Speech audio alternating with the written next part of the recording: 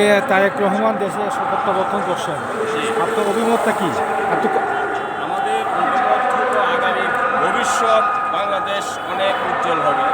বাংলাদেশের প্রেক্ষাপটে এইরকম নেতার প্রয়োজন, কারণ এইসব নেতাই তরুণ নেতা, তরুণ প্রজন্মকে খুবই তারা সুযোগ সুবিধা দিবে এবং আগামী ভবিষ্যৎ তরুণ প্রজন্মকে এগিয়ে নেওয়ার মতো এবং ক্ষমতা অনেক বেশি এবং আসলে মেধাসম্পন্ন একজন ব্যক্তি। আজকে 17 বছর পর বাংলাদেশে আসছেন, আসার কারণে দেখেন লাখো লাখো মানুষ আজকে অপেক্ষায়, কারণ দেখার জন্য এক নজর। আজকে দেখেন কত জনপ্রিয় হওয়ার কারণেই কিন্তু আজকে দেখেন মানুষ লাখো লাখো মানুষ আজকে বাংলাদেশ রাজধানী ঢাকাতে অবস্থান করছে, বিভিন্ন জেলা থেকে, অনেক দূর দূরান্ত থেকে।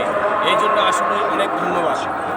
আচ্ছা, আজকে যে ঢাকায় বিক্ষোভ সমাবেশ অনুষ্ঠিত হচ্ছে, আজকে এই সমাবেশে কি মানে কিছু একটা আশা করা যায় কিনা আগামী প্রজন্মের জন্য? অবশ্যই আশা করা যায় আগামী প্রজন্মে হয়তো উনি যদি সুষ্ঠু নির্বাচন হয় সুন্দরভাবে উনি প্রধানমন্ত্রী হবে, হয়তো ওনার কাছ থেকে আগামীতে তরুণ প্রজন্ম এবং বয়স্ক যারা আছে সবাই আমরা আশাবাদী, আমরা ভালো কিছু পাওয়ার আশাই কিন্তু আজকে বিভিন্ন জেলা থেকে দূর দূরান্ত থেকে আজকে পরিশ্রম করার পর কিন্তু সবাই এসেছেন। কেন এসেছেন? ভালোবাসার টানে এবং আগামী ভবিষ্যতে হয়তো ভালো কিছু পাওয়া যাবে এই আশা।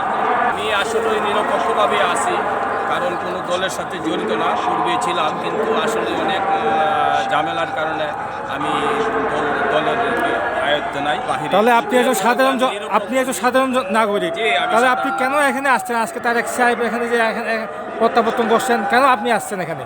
আসছি ওনাকে দেখার জন্য, ওনার ভালোবাসার টানে আসছি, কারণ উনি একজন আসলেই ভালো।